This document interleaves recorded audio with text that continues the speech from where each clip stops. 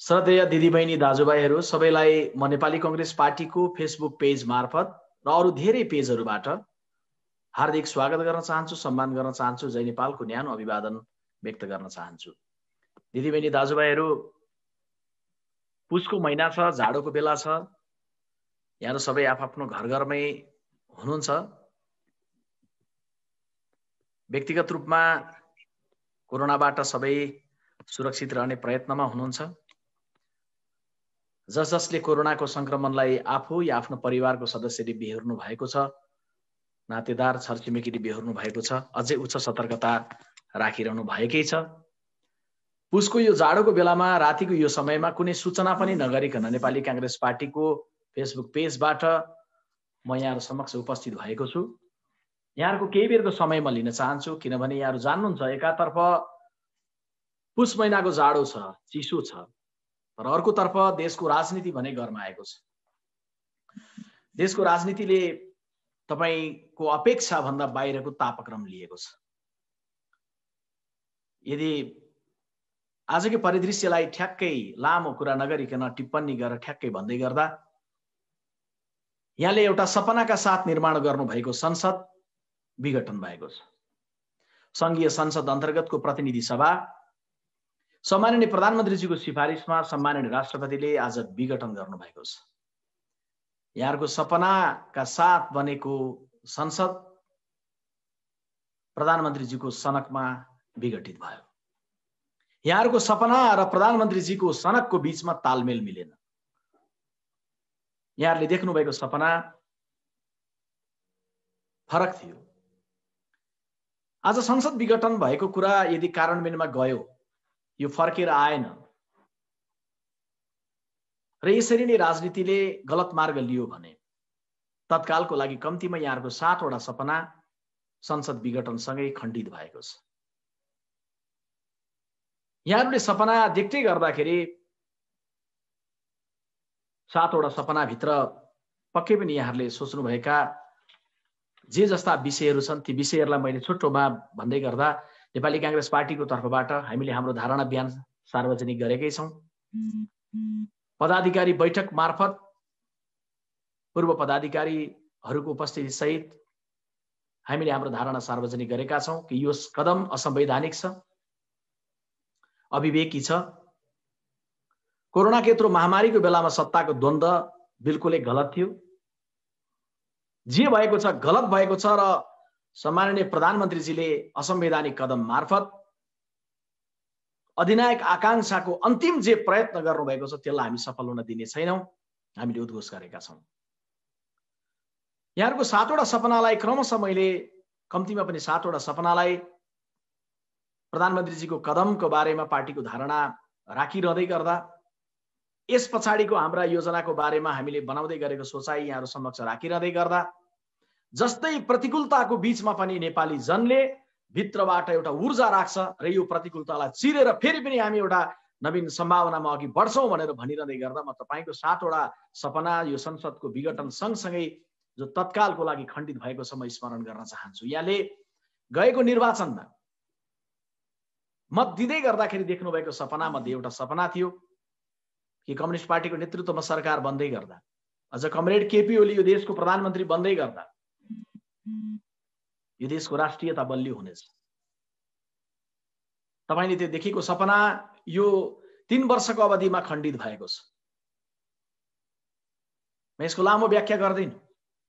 राष्ट्रियताको जे उग्रवाद थियो त्यसको लहरले जो तपाईलाई छोएको थियो, तपाईले मत दिँदै गर्दाखेरि जुन आकांक्षाका साथ दिनुभएको थियो, त्यो सपनालाई सम्बोधन गर्ने क्षमता नराखेर संसदलाई विघटित गर्नुभएको छ प्रधानमन्त्रीले।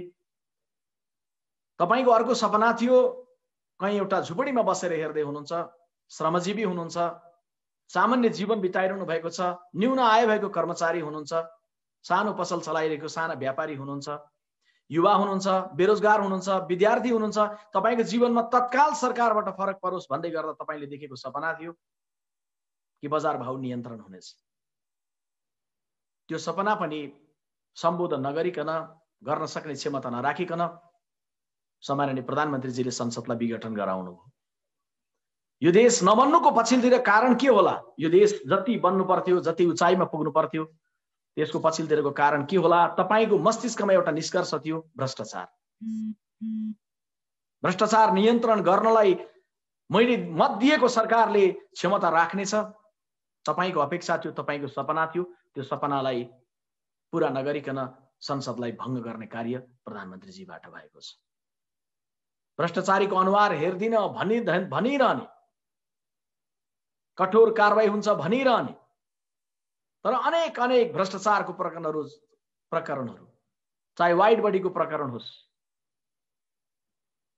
जसलाई कांग्रेसकी नेता भरत शाहको नेतृत्वमा रहेको सार्वजनिक लेखा समितिले सार्वजनिक गर्यो। प्रधानमन्त्रीले छानबिन आयोग शाही आयोगको शैलीमा बनाइदिनु भयो। छानबिन आयोगको समय सकिएपछि त्यसका संयोजकले मैले त भर्खर पो थाहा पाउँदैछु भन्नुभयो। अघिल्लो सरकारले बुढी गण्डकी परियोजना नेपाली आफैले निर्माण गर्न सक्ने भनेर परियोजना सुरु गर्यो। डिजेल र पेट्रोलमा 5 रुपियाँको दरले उठाएको रकम अर्बौं जम्मा भइसकेपछि बिना प्रतिस्पर्धा यो सरकारले अपारदर्शी ढंगले एउटा विदेशी कम्पनीलाई, विवादास्पद कम्पनीलाई बुझाउने तारतम्य मिलायो। चाहे बालवाटारको जग्गा भनौं, चाहे गोकर्ण रिसोर्टको प्रकरण भनौं, चाहे तपाईले सुन्नु भएको 70 करोडको टेलिफोनको प्रिन्टिङ प्रेस खरिदको प्रकरण भनौं। आदरणीय दिदीबहिनी दाजुभाइहरू, तपाईहरुको सपना थियो कि भ्रष्टाचार कम्युनिस्ट पार्टीको सरकार बनेपछि कमरेड केपी ओली प्रधानमन्त्री बन्नु भएपछि अन्त्य हुनेछ। तर हुँदा हुँदा भ्रष्टाचार त भ्रष्टाचार। तपाई कोरोनाको बेलामा महामारीमा छटपटिरहनु भएको थियो, स्वास्थ्य सामग्री खरिद गर्ने बेलामा स्वास्थ्य सामग्री खरिदने पनि भ्रष्टाचार। अनि आज प्रधानमन्त्रीजीले त्यो भ्रष्टाचारलाई अन्त्य गर्ने संकल्प र सपनालाई, तपाईको देखेको सपनालाई खण्डित तुल्याउँदै संसदलाई विघटन गर्नुभयो। नागरिकको सपना के हुन्छ? तपाईको सपना के हुन्छ? बजार भाउ घटोस्, राष्ट्रियता बलियो होस्, भ्रष्टाचार अन्त्य होस्, अनि तपाईको प्रधान एउटा सपना हुन्छ आफ्नो जीवधनको रक्षा होस्। यो अवधिको बीचमा जीवधनको रक्षा तपाईले हेर्नुभयो, वर्तमान सरकारले त्यो भूमिका प्रभावकारी राख्न सकेन। लकडाउनको बेलामा पनि संयोगको बलात्कार, चेलीबेटीको बलात्कार पछि हत्या भयो।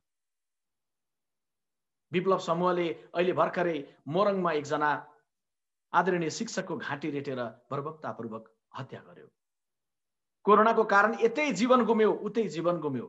तपाईको जीवधनको रक्षा गर्ने शपथ खाएको सरकारले संविधानले निर्दिष्ट गरेको तपाईको अधिकारलाई पनि सुरक्षित गरेन। तपाईले स्वास्थ्य उपचार पाउनका लागि पनि नो ट्रिटमेन्ट नो ट्याक्स भनेर तपाईले अपिल गर्नु पर्यो, अनि स्वास्थ्य उपचार पाउनका लागि पनि सरकारलाई जबरजस्त ढंगले घचघच्याउनु पर्यो। जीवधनको रक्षा गर्ने तपाईको चाहना, तपाईको सपनालाई पनि पूरा गर्न सक्ने क्षमता यो सरकारले प्रस्तुत गरेन। तपाईको अर्को सपनाको अनि पाँचौं सपना समृद्धिले गति लिन्छ भन्ने थियो। तपाईले मत दिँदै गर्दा, मैले बोलिरहँदै गर्दा नेपाली कांग्रेस पार्टीको फेसबुक पेजबाट र अरु धेरै पेजहरुबाट तपाईहरुले जसले हेरिरहनु भएको छ, आदरणीय दिदीबहिनी दाजुभाइहरू, स्वदेशबाट हेरिरहनु भएको होला, गाउँहरुबाट या विदेशको दूर टाढाको कुनै देशबाट, खाडीको कुनै मुलुकबाट हेरिरहनु भएको होला। हेरिरहँदै गर्दाखेरि तपाईलाई लागेको थियो कि यो सरकार बनेपछि समृद्धिको सपना हाम्रो तीव्रतर गतिमा अगाडि बढ्नेछ। यस्तो सन्देश दिइएको थियो निर्वाचनको बेला कि यो देशमा समृद्धि त केही भएको छैन। कांग्रेसको पालामा केही भएन। कांग्रेसको पालामा जति भएका थिए ती सबैलाई जिरो सोच्ने देखाउने प्रयत्न गरियो, अनि समृद्धिको ठूलो सपना तपाई समक्ष राखियो। लाग्यो गाउँमा पानीको धारा कांग्रेसले भन्दै गर्दा त्यो तपाईलाई समृद्धि जस्तो लागेन। हिन्द महासागरमा पानी जहाजमा झण्डा फहराउने कुरा समृद्धि जस्तो लाग्यो। कांग्रेसले भन्यो गाउँमा हामीले गोरेटोहरू पुर्याएका छौं, त्यसलाई कालो पत्रे गर्ने सपना राखौं। तपाईलाई लाग्यो कि त्यो सपना होइन, सपना त चुच्चो भएको रेल कमरेड केपी ओलीले जे भन्नुभएको छ त्यो सपनाको सपना हो। तपाईका ती सारा सपनाहरूलाई खण्डित गर्दै नेपाल कम्युनिस्ट पार्टीको नेतृत्वमा रहेको सरकारले आज संसदलाई विघटन गर्यो। यसो सम्झेर हेर्नुस् त, तपाईले मत दिँदै गर्दाखेरि कति अनुकूल परिस्थिति बनाएर दिनुभएको थियो। तपाईले मत दिएर बनाएको सरकार, कमरेड केपी ओलीको नेतृत्वको सरकारको अघिल्ला प्रधानमन्त्रीहरूले बेहोरे जस्तो चुनौती के थियो? थिएन। गिरिजाप्रसाद कोइरालाले प्रधानमन्त्री बन्नु भएको बेलामा यतातर्फ श्रीपेज लाएर दरबारमा बसेका राजा, शाही सेना, अर्कातर्फ क्यान्टोनमेन्टमा बसेका माओवादी लडाकुहरू, त्यो ज्वालामुखीको बीचबाट गिरिजाप्रसाद कोइरालाले संविधान सभाको निर्वाचन गराएर मुलुकलाई बाटो दिनुभयो। संविधान सभाको पहिलो बैठकबाट गणतन्त्र घोषणा गराएर सुशील कोइराला प्रधानमन्त्री बन्नुभएको बेला जस्तो जटिलता थियो कमरेड केपी ओलीको सामुन्ने देशलाई समृद्धिलाई अगाडि लिएर जान, तपाईको सपना पूरा गर्न, त्यो पनि थिएन। सुशील कोइराला प्रधानमन्त्री बन्नुभएको बेला अघिल्लो संविधान सभा असफल भइसकेर छोडिएका घाउहरूलाई सुमसुम्याउँदै सबैलाई सँगसँगै साथ लिएर गएर समन्वय गरेर यता प्रचण्डलाई अर्कातर्फ केपी ओलीलाई घाँस्दै संविधान निर्माण गर्ने सामर्थ्य सुशील कोइरालाले राख्दै गर्दा जे जटिलता थियो होला कमरेड केपी ओलीको सामुन्ने त्यो पनि थिएन। संविधान निर्माण भइसके पछाडि 3 तहको निर्वाचन गराउनु थियो।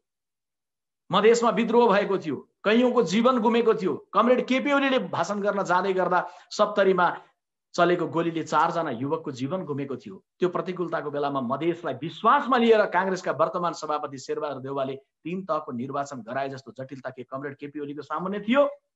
त्यो पनि थिएन। तर समृद्धिको तपाईको सपना पूरा गर्नलाई, तपाईको सपना बमोजिम तीव्र ढंगको नीतिगत सुनिश्चितताका साथ लामो यात्राको परियोजनाहरू निर्माण गर्न के उहाँले सक्नुभयो? त्यो पनि सक्नु भएन। समृद्धिको त्यो कथा, त्यो सपनालाई त्यतिकै छोडिराखेर कांग्रेसकै पालामा भएका केही परियोजनाहरूलाई अगाडि बढाएर केही नवीन सपना र केही परियोजनाहरूमा मुलुकलाई लिएर जान सक्ने नराखेर तपाईलाई भन्दै गर्दाखेरि चुलामा प्याट्ट गर्दा आउने ग्यास भनेदेखि ती कता गए, ती रेल आउँछ भनेर भनेका कुराको परियोजनाहरू कता गए। कांग्रेसकै पालामा निर्माण सम्पन्न भएको 90% निर्माण सम्पन्न भएको मेलम्चीको पानीसम्म काठमाडौँमा नआइकन तपाईको सपनालाई खण्डित गराएर प्रधानमन्त्रीजीले देशलाई अहिलेको राजनीतिक अस्थिरताको ठाउँमा पुर्याउनु भयो। छैटौं सपना थियो लोकतन्त्र बलियो हुनेछ, लोकतान्त्रिक संस्कार र संस्कृति स्थापित हुनेछ। तर लोकतन्त्रलाई बलियो बनाउनलाई, संघीयतालाई बलियो बनाउनलाई होइन, शक्तिलाई केन्द्रीकृत गर्नलाई, अधिनायक आकांक्षामा अगाडि बढ्नलाई प्रधानमन्त्रीको कार्यालयमा शक्ति केन्द्रित गर्दै त्यही अहम र अहंकार राख्दै अन्ततः लोकतान्त्रिक मूल्य र मान्यता बमोजिम बनेको, जनताको भावना बमोजिम बनेको संसद विघटन गर्ने कुरामा प्रधानमन्त्रीजी लाग्नुभयो। अन्तिममा आदरणीय दिदीबहिनी दाजुभाइहरू, तपाईको त्यस बेलाको प्रथम भन्नुस् या तपाईको अहिलेको सोच्दै गर्दा 7औं सपना भन्नुस्, अरु केही होला नहोला तर कम्तीमा यो देशमा स्थिरता हुनेछ भनेर तपाईले मत दिनुभयो। तपाईले दुईटा एमाले र माओवादी मिल्दै गर्दा त्यो गठबन्धनलाई मत दिँदै गर्दा यो सोचेर मत दिनुभयो कि स्थिरता हुनेछ, देशमा कम्तीमा स्थिर सरकार हुनेछ। यो देश नबन्नुको कारण के होला भन्दा कुनै पनि प्रधानमन्त्रीले 5 वर्ष लगातार काम गर्न पाउनु भएन, कुनै दलले 5 वर्ष शासन गर्न पाएन, त्यसैले स्थिर सरकार बनाउने भनेर तपाईले बलियो मत दिनुभयो। अनि सही हो, स्थिरतालाई सुनिश्चित गर्न तपाईँ हामीले संविधानमा दुईटा व्यवस्था गरेका थियौं। एउटा, वर्षै पछि प्रधानमन्त्री फेरिने पद्धति नहोस् आगामी दिनमा भनेर संविधानमा तपाईँ हामीले व्यवस्था गरेका थियौं। संविधान लेख्दैखेरि कि कुनै पनि प्रधानमन्त्रीलाई 2 वर्षसम्ममा अविश्वासको प्रस्ताव ल्याउन पाइन्न। जब अविश्वासको प्रस्ताव ल्याइन्छ त्यसपछि फेरि पनि 1 वर्षसम्मको समयावधि अविश्वासको प्रस्तावको बाटोमा जान पाइन्न। अहिलेको प्रधानमन्त्रीजीलाई के संसदमा अविश्वासको प्रस्ताव आएको थियो? त्यो पनि थिएन। हामीले अर्को व्यवस्था गरेका थियौं कि संसदले विकल्प दिँदासम्म मुलुकले नयाँ प्रधानमन्त्री प्राप्त गर्ने अवस्था भन्दासम्म यो संसद विघटित नहोस्। कतिबेला लेख्दा लेख्नु भएको छ, भन्दा भन्नु भएको छ। गिरिजा प्रसाद कोइरालाले पनि कुनै बेला विघटनको सिफारिस गर्नुभयो, विघटन भयो। विघटन स्वीकार्य अदालतबाट नभए पनि मनमोहन अधिकारीले पनि विघटन सिफारिस गर्नुभयो, शेरबहादुर देउवाले पनि गर्नुभयो, आज केपी ओलीले गर्नुभयो। कुन नयाँ कुरो? कतिबेला यो भन्नु भएको छ। तर आदरणीय दिदीबहिनी दाजुभाइहरू, तपाईँ हामी प्रष्ट छौं, तपाईँ प्रष्ट हुनुहुन्छ। थपमा टिप्पणी यहाँ राख्न चाहन्छु कि त्यो बेलाको संविधान अर्कै थियो, 2047 को संविधानको व्यवस्था अर्कै थियो। अहिले 2072 सालको असोज 3 गते नेपाली जनताले संविधान सभा मार्फतबाट निर्माण गरेको संविधानको व्यवस्था अर्कै छ। त्यसैले हिजो त्यो पनि विघटनको सिफारिस भयो, त्यस बेला भएको थियो, अहिले पनि त्यही भयो भनिराखेर पुग्दैन। हामीले यो संविधानमा यसरी संसद विघटन नहोस्, संविधान सभाको संसदको कार्यकाल 5 वर्ष हुनेछ भनेर, विकल्प रहँदासम्म यो कार्य गर्नेछ भनेर, संसदमा बनेका प्रधानमन्त्रीले विश्वासको मत पाउन नसकेको खण्डमा मात्रै चुनावमा जान सक्ने मार्ग प्रशस्त गरिराखेर हामीले एउटा कडी कडाउको बन्दोबस्त किन गरेका थियौं भने त्यसरी नै पहिला फलाना फलाना फलाना प्रधानमन्त्रीजीहरूको पालामा संसद विघटन भए, अस्थिरता भयो भनेर। त्यसैले तपाईले देख्नु भएको स्थिरताको सपना पनि आदरणीय दिदीबहिनी दाजुभाइहरू यो बेलामा खण्डित भएको छ। खास गरी यो बेला नेपाली कांग्रेस पार्टीले आज यो गलत कदम भयो, असंवैधानिक कदम भयो, निर्णय गरिसकेर, बिहान विज्ञप्ति जारी गरेर, अपराह्न पार्टीका वर्तमान र पूर्व पदाधिकारीहरूको बैठक बसेर निर्णय गरिसकेर, पर्सि अपराह्नलाई केन्द्रीय कार्य समितिको बैठक बोलाइसकेर हामीले प्रष्ट ढङ्गले हामी उभिएका छौँ यो संसद विघटनको विरुद्ध। अनि आजै अपराह्न नेपाली कांग्रेस पार्टीको संसदीय दलको कार्यालयमा, संघीय संसदीय दलको कार्यालयमा 3वटा दलको बैठक बसेको छ। नेपाली कांग्रेसको पार्टीका वरिष्ठ नेता लगायतका पार्टी नेताहरू, नेपाल कम्युनिस्ट पार्टीको तर्फबाट पूर्व प्रधानमन्त्री पूर्व अध्यक्ष कमरेड माधव कुमार नेपाल लगायतका नेताहरू र जनता समाजवादी पार्टीको तर्फबाट कमरेड बाबुराम भट्टराई लगायतका नेताहरूको बैठक बसेर 3वटै दलले पनि संसद विघटनको विरुद्धमा एउटा साझा अभिमतलाई निर्माण गरेको छ। यसरी मैले तपाईहरुलाई आग्रह गर्दै गर्दा दिदीबहिनी दाजुभाइहरू, संसदले विकल्प दिन सक्ने अवस्था हुँदै गर्दासम्म जे कदम चालिएको छ यसलाई हामीले गम्भीरतापूर्वक लिएका छौं। यसमा हामीले गम्भीर सहमति राखेका छौं। अब राजनीतिक घटनाक्रम कुन रूपमा अगाडि बढ्ला, जुन रूपमा बढ्ला तपाईलाई सुखद लागेको छैन, तपाईलाई दुःख लागेको छ, तपाईले मत दिनु भएर बनाउनु भएको विश्वास खण्डित भएको छ। अझै यो बेला त म आदरणीय दिदीबहिनी दाजुभाइहरू, म ती कम्युनिस्ट पार्टीका युवाहरूलाई स्मरण गर्न चाहन्छु। दुई थरी युवाहरूलाई। एक थरी युवाहरू माओवादी पार्टीको बहुदलीय माओवादी पार्टीको माओवादको विचारलाई बोकेर, जसले आफ्नो विश्वास बमोजिम रगत पनि दिए। अर्का थरी युवाहरू एमालेका युवाहरू जसले बहुदलीय जनवादको विश्वासका साथ रगत होइन पसिना दिए। कमरेड केपी ओलीको एकल अग्रसरताले मात्रै यो बहुमत प्राप्त भएको थिएन। कम्युनिस्ट पार्टीका साथीहरूलाई, ती गाउँ गाउँमा रहेका असंख्य कार्यकर्ताहरूको, असंख्य युवाहरूको, असंख्य पार्टी सदस्यहरूको आज हृदयमा चोट लागेको छ। तपाईहरुको चोटलाई स्मृति गर्दैछु। तपाईहरुको सपना खण्डित भएको छ, तपाईहरुको भ्रम टुटेको छ। हामीले हिँडेको बाटो सही बाटो थियो भन्ने भ्रम टुटेको छ। यो बेलामा टुट्दै गर्दाखेरि हामीले भनिआएका छौं कि यो हुनु नै थियो, यो यस्तो हुने निश्चित थियो। तपाईलाई सोधिएको थिएन, माओवादीका युवालाई सोधिएको थिएन, पार्टीका जिल्लाका साथीलाई सोधिएको थिएन कि एमालेसँग एकीकरण गरौं। जुन एमालेलाई हामीले दलाल पुँजीवादको पक्षधर भनिआएका छौं, त्यो एमालेसँग एकीकरण गरौं। त्यो एमाले जसलाई हामी संशोधनवादी भनि आयौं कि त्यो एमालेसँग एकीकरण गरौं। त्यो एमालेलाई जसलाई हामीले भाइ कांग्रेस भनि आयौं त्यो एमालेसँग एकीकरण गरौं। माओवादीको कार्यकर्तालाई सोधिएको थिएन। अनि एमालेका कार्यकर्तालाई पनि, सदस्यलाई पनि सोधिएको थिएन। त्यो माओवादी जसलाई उग्र वामपन्थी दल भनि आयौं, त्यो माओवादी जो गुरिल्लाहरूको जो दस्ता मात्रै बोकेर, जोसँग जीवन होइन, जोसँग चाहिँ जडता छ भनेर भनि आयौं, त्यो माओवादीसँग एकता गरौं। माओवादी एमालेका कार्यकर्तालाई पनि सोधिएको थिएन। दुईटा नेतालाई लाग्यो, कमरेड प्रचण्डलाई लाग्यो, कमरेड केपी ओलीलाई लाग्यो, आलो पालो प्रधानमन्त्रीको सपना राखौं, दुईटाको भावनालाई पूरा गरौं, पार्टी एकीकरण गरौं।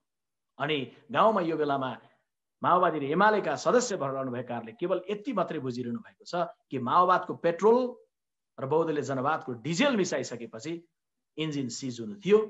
आज 2077 साल पुसको 5 गते बिहान बालुवाटारमा त्यो दलको इन्जिन सिज भएको अवस्था भयो।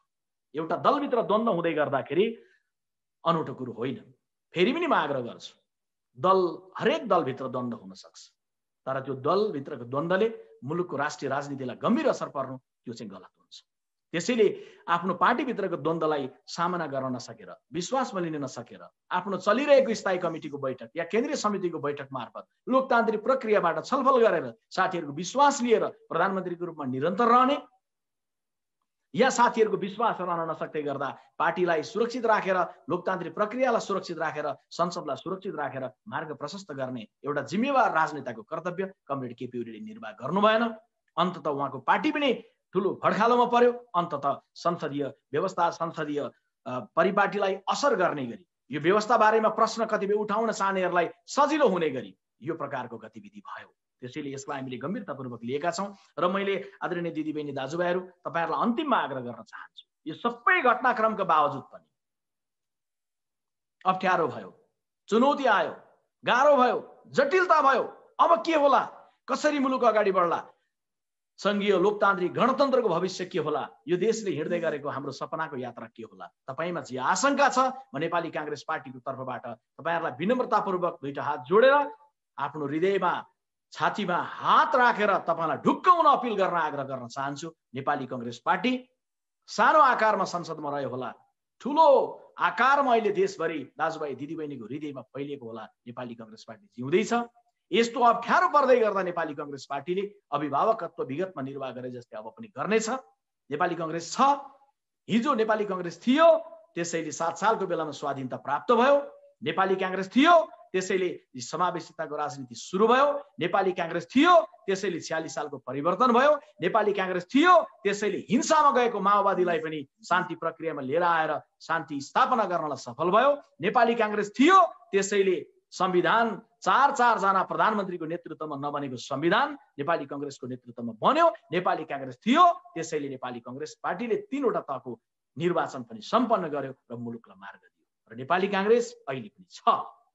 मुलुकको जेठो दल भएको नाताले संसदमा कहिले ठूलो आकारमा, कहिले सानो आकारमा, कहिले सत्तामा, कहिले प्रतिपक्षमा, तर नेपाली कांग्रेस पार्टी सत्तामा रहे पनि, प्रतिपक्षमा रहे पनि, ठूलो आकारमा रहे पनि, सानो आकारमा रहे पनि जहिले पनि शान्त ढंगले, संयमित ढंगले, जिम्मेवार ढंगले, परिपक्व ढंगले मुलुकलाई अप्ठ्यारो पर्दै गर्दा अगाडि आउने, सबैलाई समन्वय गर्ने र मुलुकलाई मार्ग दिने क्षमता राख्दै आएको छ। यो प्रतिकूलताको बेलामा पनि नेपाली कांग्रेसले त्यो क्षमता राख्नेछ। त्यसैले आजै नेपाली कांग्रेस पार्टीको संसद दलको कार्यालयमा अघि नै मैले उल्लेख गरिसके 3 वटा दलको साझा बैठक बसेर साझा धारणा निर्माण पनि भएको छ। उसको 7 गते नेपाली कांग्रेस केन्द्रीय कार्य समितिको बैठक हुनेछ र त्यो बैठक पश्चात हामी आवश्यक रणनीतिहरू संसदीय संघीय लोकतान्त्रिक गणतन्त्रको रक्षाको लागि, संविधानको रक्षाको लागि, आगामी यात्राको लागि निर्माण गर्ने दिशामा हामी जानेछौँ। यो विषयमा तपाईहरुलाई म प्रश्न गर्न चाहन्छु। र देशैभरि रहनुभएका पार्टी सदस्यहरू, पार्टी पंक्तिका साथीहरूले आफ्नो ठाउँबाट विज्ञप्ति दिएर कसैले सडकमा प्रदर्शन गरेर, चाहे विद्यार्थीहरूले होस्, चाहे तरुणहरूले होस्, चाहे महिलाहरूले होस्, चाहे अन्य विभिन्न संघ संस्थामा गाँसेकाहरूले होस्, आफ्नो ढंगले यस सन्दर्भमा फरक मत राख्नु भएको छ, फरक प्रस्तुतिहरू गर्नुभएको छ, प्रदर्शनहरू गर्नुभएको छ। यसलाई आफ्नो ढंगले स्वतःस्फूर्त जे गर्नुभएको छ त्यो गर्नु नै हुनेछ। तर नेपाली कांग्रेस पार्टीले पुसको 7 गते एउटा उचित निष्कर्षका साथ मुलुकलाई एउटा बाटो दिनका लागि ठिक ढंगले, ठिक निर्णयमा हामी आउनेछौँ।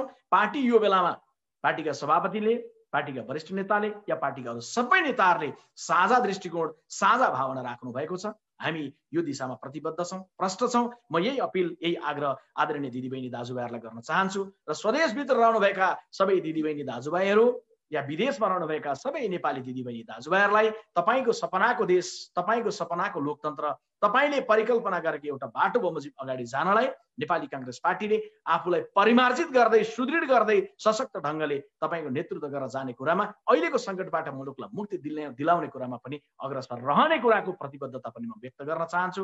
यहाँहरूलाई रातको यो समयमा, पुसको यो जाडोमा यहाँहरूको मैले केही समय लिए। यहाँहरू सबैलाई फेरि पनि म सम्मान अभिवादन गर्दै नेपाली कांग्रेस पार्टीको फेसबुक पेज र अन्य धेरै पेजहरूबाट लाइभमा हेरिदिनु भएका सबैलाई फेरि अभिवादन गर्दै बिदा लिन चाहन्छु। नमस्कार, धन्यवाद, जय नेपाल।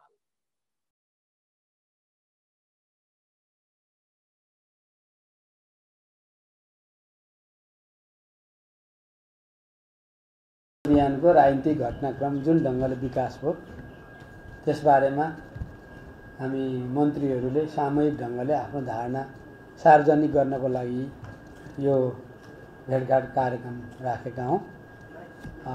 यहाँहरू जो उपस्थित हुनुहुन्छ सबैलाई म स्वागत गर्न चाहन्छु र हामी 7 जना मन्त्रीहरूले तयार गरेको यो राजीनामा सम्बन्धमा म वाचन गर्न चाहन्छु। आज मिति 77 पौष 5 गतेको मन्त्री परिषद बैठकमा प्रधानमन्त्री केपी ओलीद्वारा प्रस्तुत प्रतिनिधि सभाको विघटनको प्रस्तावमा हाम्रो असहमति रहेको सर्वविदित नै छ। त्यसलाई रोक्न हाम्रो तर्फबाट अधिकतम प्रयास भएको पनि सार्वजनिक नै छ। गैर संवैधानिक, अलोकतान्त्रिक, जनादेश विपरीत तथा राजनीतिक मूल्य र स्थिरताको प्रतिकूल हुने गरी चालिएको कदमप्रति गम्भीर असहमति जनाउँदै हामीले मन्त्री पदबाट राजीनामा गरेका छौं। मुलुकको राजनीति र पार्टीमाथि आइपरेको अकल्पनीय सङ्कटको अवस्थामा नेपाली जनताको त्याग र बलिदानबाट आर्जिएका राजनीतिक उपलब्धि र पार्टी एकतालाई बचाउन हामी सधैँ झैं प्रतिबद्ध र सक्रिय रहनेछौँ। गिरिराजमणि पोखरेल मन्त्री शिक्षा विज्ञान तथा प्रविधि, वर्षमान पुन अनन्त मन्त्री ऊर्जा जलस्रोत तथा सिँचाइ, घनश्याम भूषाल मन्त्री कृषि तथा पशुपक्षी विकास, योगेश कुमार भट्टराई मन्त्री संस्कृति पर्यटन तथा नागरिक उड्डयन, शक्तिबहादुर बस्नेत मन्त्री वन तथा वातावरण, रामेश्वर राय यादव मन्त्री श्रम तथा रोजगार, बिना मगर मन्त्री खानेपानी तथा सरसफाइ। यो हाम्रो राजीनामा सम्बन्धमा हामीले सार्वजनिक गरेको हो। यहाँहरू सबैलाई हामी यहाँ फोटोकपी हुँदैछ उपलब्ध गराउने।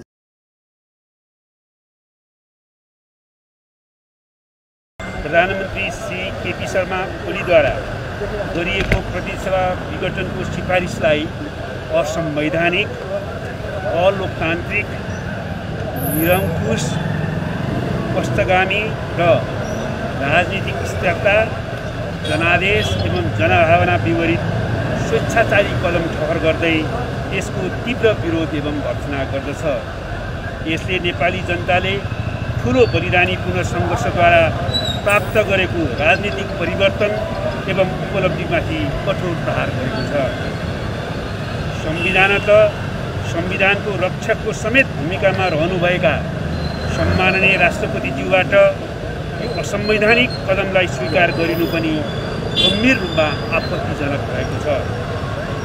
संविधान र लोकतन्त्र पक्षधर शक्तिहरूका लागि यो कदम स्वीकार्य हुन सक्दैन। तसर्थ हाम्रो पार्टी यसलाई सम्पूर्ण रूपमा अस्वीकार गर्दछ र यसको राजनीतिक प्रतिवाद गर्दै कानुनी उपचार खोज्नेछ। हाम्रो पार्टीका सबै नेता, कार्यकर्ता र पार्टी पङ्क्तिलाई संविधानको प्रावधान, मूल्य मान्यता एवं मर्म विपरीतको यस असंवैधानिक, अलोकतान्त्रिक एवं निरङ्कुश कदमको विरोध गर्न र पार्टी एकतालाई कमजोर पार्ने सबै प्रकारका गतिविधि तथा कार्यको विरुद्धमा एकताबद्ध भई पार्टी र सङ्घीय लोकतान्त्रिक गणतन्त्रको रक्षामा जुट्न आह्वान गर्दछ। हाम्रो पार्टी संसदभित्र र बाहिरका सबै राजनीतिक पार्टीहरू, नागरिक समाज र लोकतन्त्र पक्षधर शक्तिहरू र आम जनसमुदायलाई यो असंवैधानिक एवं निरङ्कुश कदमको विरुद्ध सङ्घीय लोकतान्त्रिक गणतन्त्रको पक्षमा एकताबद्ध भएर उभिन तथा भूमिका खेल्न अपिल गर्दछ। 2. पार्टी अध्यक्ष समेत रहनुभएका प्रधानमन्त्री श्री केपी शर्मा ओलीले केही पुस 5 गते स्वेच्छाचारी किसिमले हठात प्रतिनिधिसभा विघटनको सिफारिस गरी नेपाली जनताले कठोर र बलिदानीपूर्ण सङ्घर्षबाट स्थापित जनताको सार्वसत्ताको अभ्यास गर्ने प्रतिनिधि सभामाथि निर्मम प्रहार गर्नुभएको छ। पार्टी स्थायी कमिटीको बैठक जारी रहेको र संसदको अधिवेशन बोलाउनु पर्ने बेलामा दुई ठुला कम्युनिस्ट पार्टीको ऐतिहासिक एकता, पार्टीमाथि जनताले गरेको विश्वास र भरोसामाथि प्रहार गर्दै देश, जनता र पार्टीको भविष्यलाई नै अन्धकारतर्फ धकेल्ने र नेपालको संविधानलाई असफल पार्ने कुकृत्य गर्नुभएको छ। यसरी उहाँले जनता, देश र पार्टीमाथि गर्नुभएको विश्वासघात र प्रहार नेपाल कम्युनिस्ट पार्टी नेकपाको अन्तरिम विधान 2075 को धारा 56 को कमा व्यवस्थित विभिन्न प्रावधान विरुद्ध भएकोले उहाँमाथि अनुशासनको कारबाहीको लागि केन्द्रीय कमिटीको बैठकमा प्रस्ताव लैजाने निर्णय गर्दछ। यसको लागि पुस 7 गते केन्द्रीय कमिटीको बैठक काठमाडौँमा बोलाउने निर्णय गरिएको छ। साथसाथै आजको स्थायी कमिटीको बैठकले स्थायी कमिटीको एक रिक्त स्थानमा हाम्रो पार्टीका कमरेड कृष्णबहादुर महरालाई लैजाने प्रस्ताव केन्द्रीय कमिटीको बैठकमा गर्ने निर्णय पनि गरेको।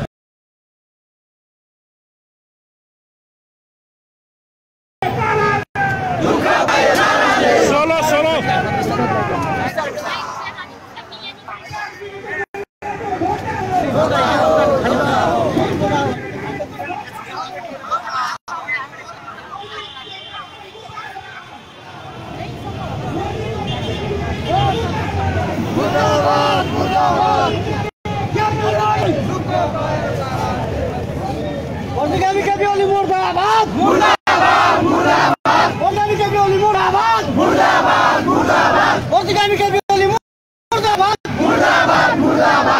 केपी तेरो पाराले दुःख पायो साराले केपी तेरो पाराले दुःख पायो साराले प्रतिगामी केपी ओली मुर्दाबाद मुर्दाबाद मुर्दाबाद प्रतिगामी केपी ओली मुर्दाबाद मुर्दाबाद मुर्दाबाद प्रतिगामी केपी ओली मुर्दाबाद मुर्दाबाद मुर्दाबाद केपी तेरो पाराले दुःख पायो साराले केपी बिजको पाराले दुःख पायो साराले बिजको केपीको पाराले दुःख पायो साराले प्रतिगामी केपी ओली मुर्दाबाद मुर्दाबाद मुर्दाबाद केपी ओलाई कारबाही गर कारबाही गर केपी ओलाई कारबाही गर कारबाही गर कारबाही गर खड्ग प्रसादलाई कारबाही गर कारबाही गर कारबाही गर खड्गे तेरो पाराले दुःख पायो साराले खड्गे तेरो पाराले दुःख पायो साराले खड्गे तेरो पाराले दुःख पायो साराले खड्गे तेरो पाराले दुःख पायो साराले केपी ओलाई कारबाही गर कारबाही गर कारबाही गर केपी ओलाई कारबाही गर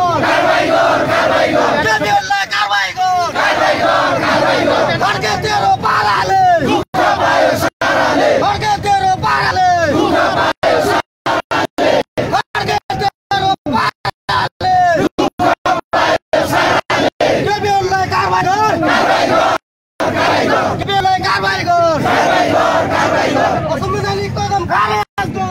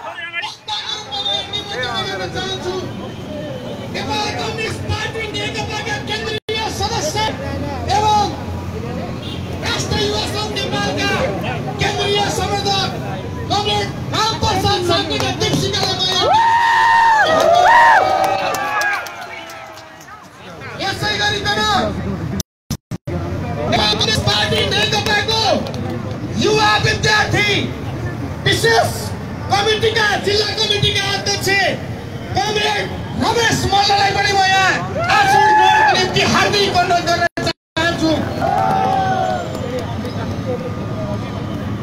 मैले यहाँ क्षमा चाहन्छु नेपाल कम्युनिस्ट पार्टीका केन्द्रीय सदस्य प्रतिनिधि सभाको माननीय सांसद एवं अखिल नेपाल महिला संघको केन्द्रीय संयोजक कमरेड अमृता थापालाई पनि म यहाँ आसन ग्रहणको निम्ति हार्दिक निमन्त्रणा गर्दछु।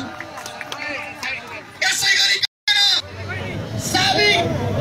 साबिक युवा संघ नेपालका केन्द्रीय महासचिव एवं राष्ट्रिय युवा संघ नेपालका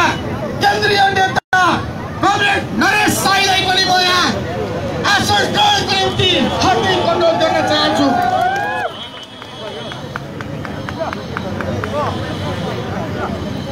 यसै गरिकन युवा नेत्री दिलु पन्त, त्यसै गरिकन उहाँ नेकपाको केन्द्रीय सदस्य पनि हुनुहुन्छ।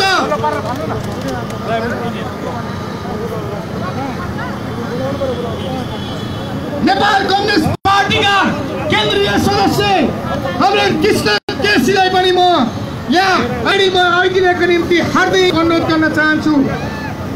आदरणीय जनसमुदाय, आन्दोलनकारी योद्धाहरू, इतिहासमा एउटा ठाउँमा खुन पुगेको छ। आज हाम्रो